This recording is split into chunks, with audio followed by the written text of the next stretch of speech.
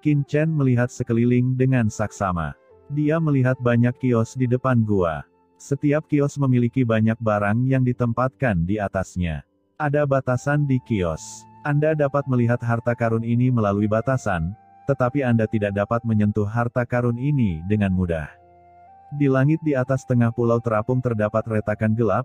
Retakan ini terus berputar, seperti lubang hitam, dan beberapa puing luar angkasa terus-menerus keluar dari lubang hitam.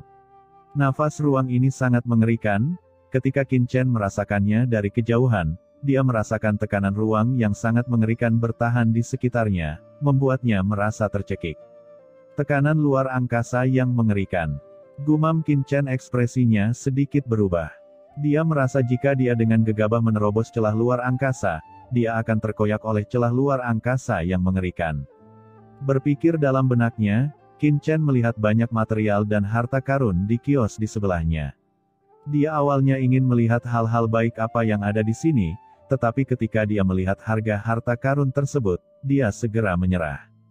Tertulis dengan jelas di kios ini bahwa harta karun murah di dalamnya bernilai puluhan kristal kosmik tingkat menengah, yaitu ribuan kristal kosmik tingkat rendah, dan yang lebih mahal bahkan bernilai ratusan kristal kosmik tingkat menengah.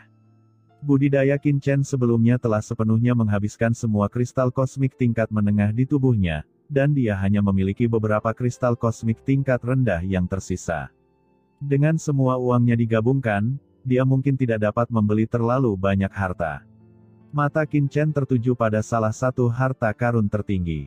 Harta karun tertinggi ini dihargai 3.000 kristal kosmik tingkat rendah, yang memberi Qin Chen pemahaman umum tentang nilai harta karun di sini.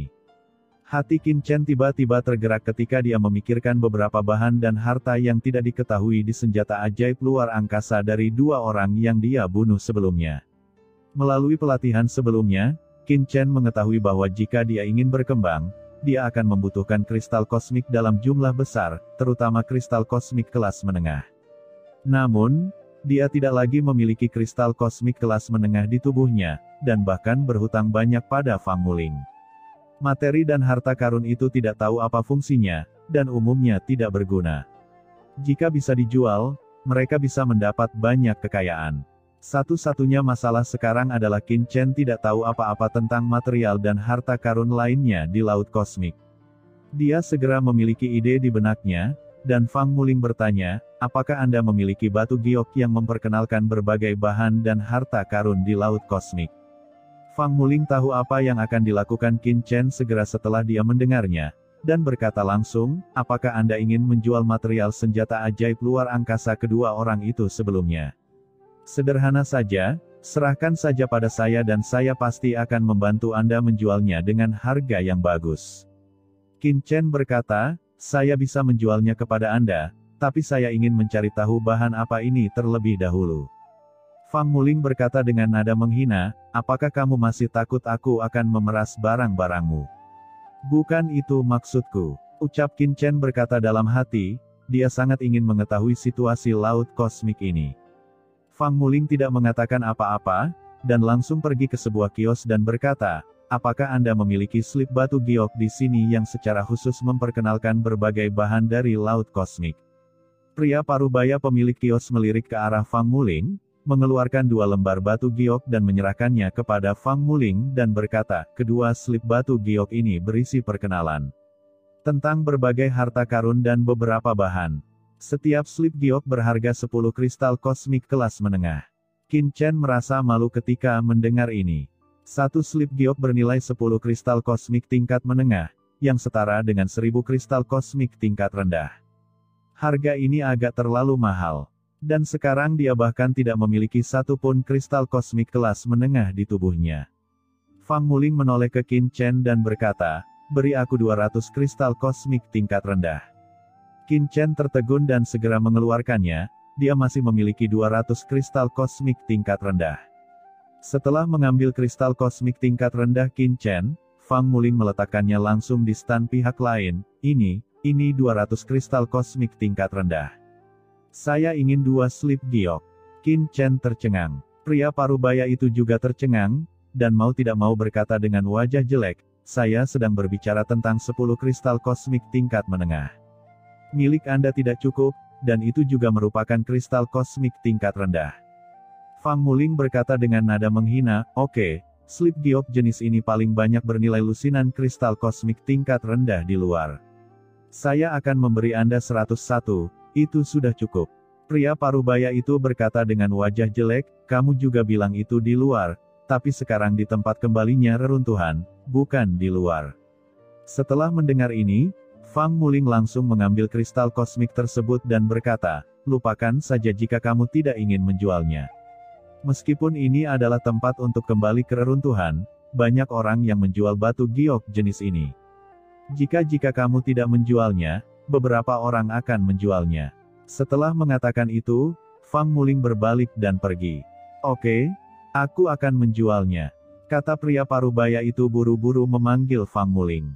Fang Muling menyerahkan 200 kristal kosmik tingkat rendah, dan kemudian menyerahkan 2 slip giok itu kepada Qin Chen. Qin Chen menghubungkan slip giok dan memindainya dengan kesadaran spiritualnya untuk memeriksanya.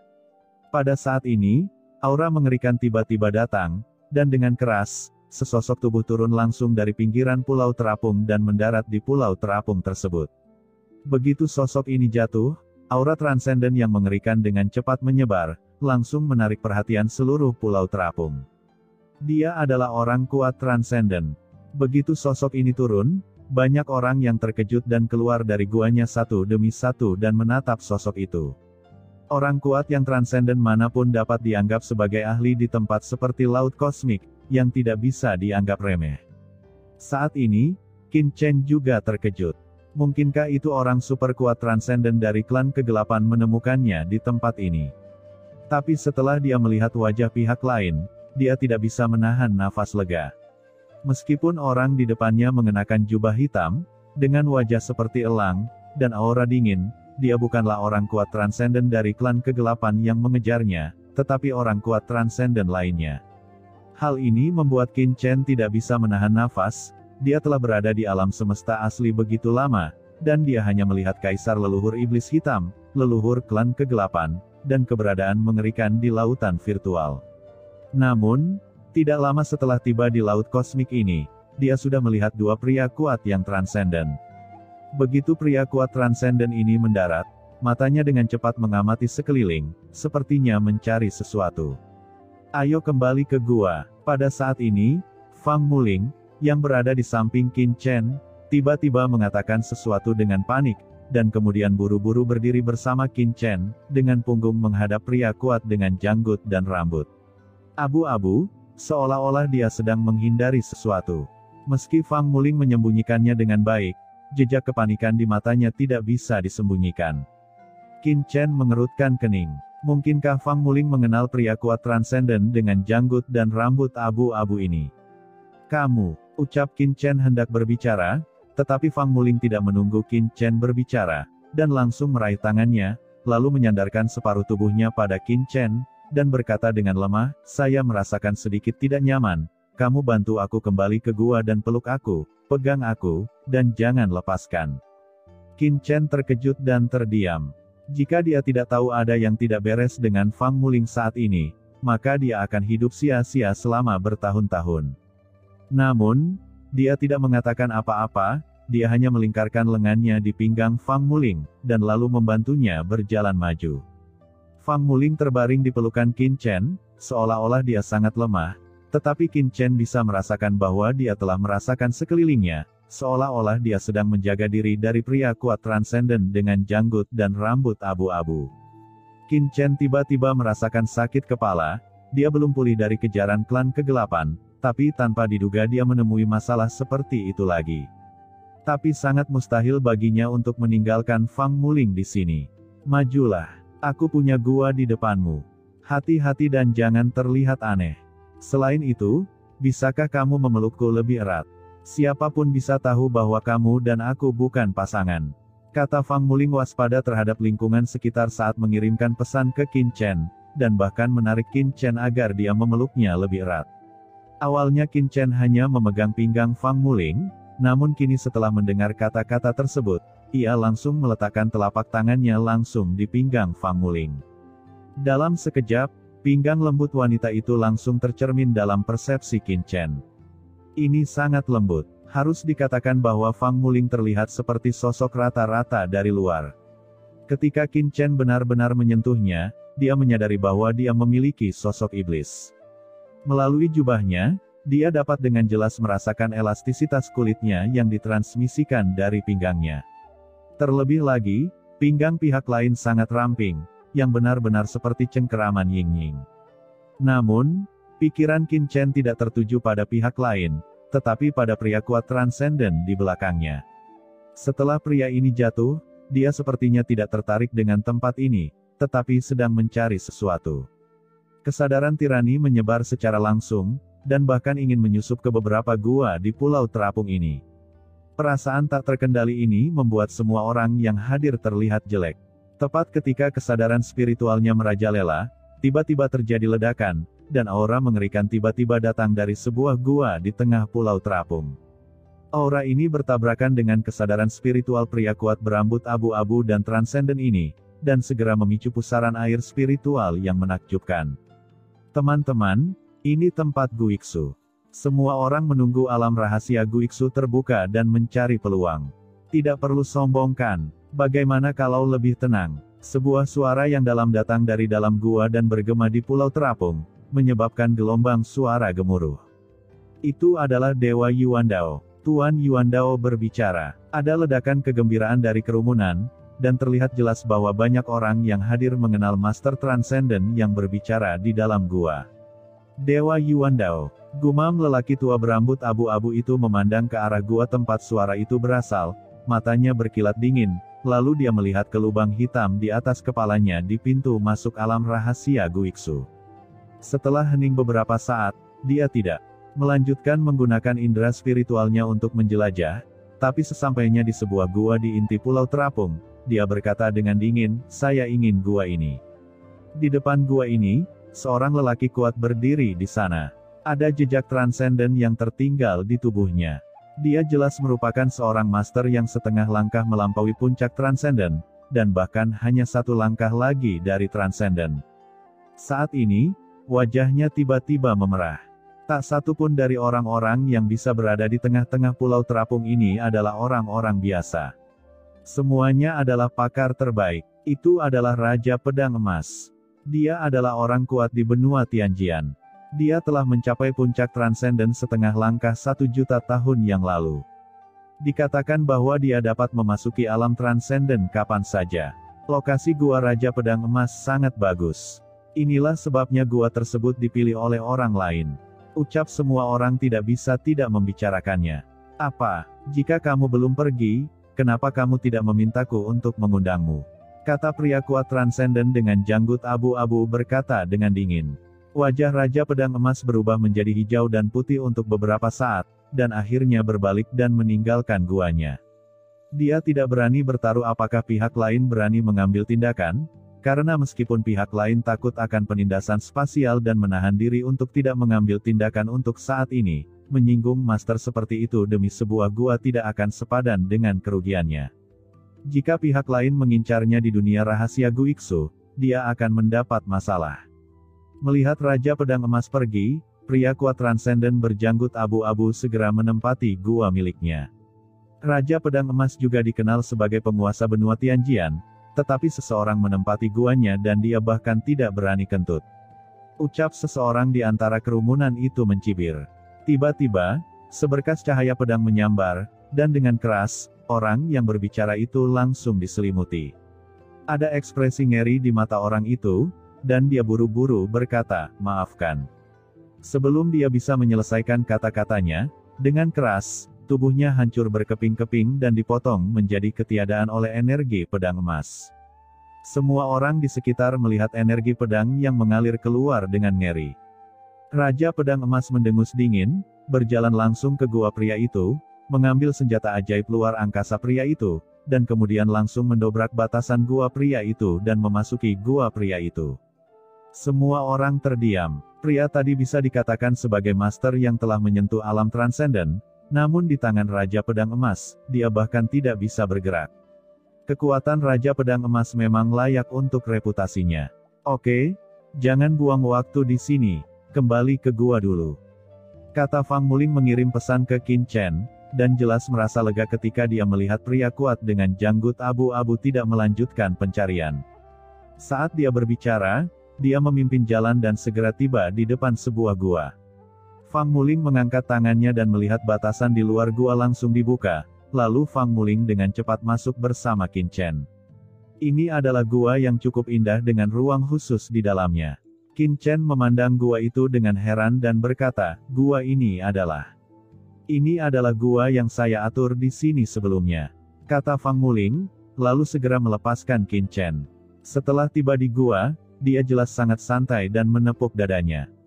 Qin Chen melihat keluar gua. Letak gua ini cukup bagus. Tidak jauh dari pusat pulau terapung. Dari sini terlihat jelas celah ruang di tengah pulau terapung. Setelah alam rahasia Guiksu dibuka, Anda dapat langsung melihat pergerakan di sana dan pergi ke sana sesegera mungkin. Tidakkah ada orang yang akan mengambil gua tempat tinggalmu di sini? Ucap Qin Chen tidak bisa menahan diri untuk tidak bertanya ketika dia memikirkan perampokan gua orang lain yang dilakukan Raja Pedang Emas sebelumnya. Haha, orang lain tidak tahu apakah ada orang di sini.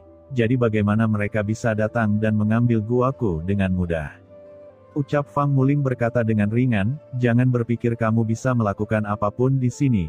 Tetapi kenyataannya, kebanyakan orang tidak akan melakukan apapun tanpa yakin sepenuhnya. Lagi pula, semua orang diteleportasi sekaligus. Siapa yang tahu siapa yang tinggal di gua ini? Lagi pula, bisa memasuki alam rahasia Guiksu adalah sebuah kesempatan. Siapa yang akan menyinggung orang lain demi sebuah gua kecil saat ini? Itu hanya situasi khusus. Oke, selanjutnya saya akan istirahat. Tolong bantu saya menjaga pengoperasian batasan gua.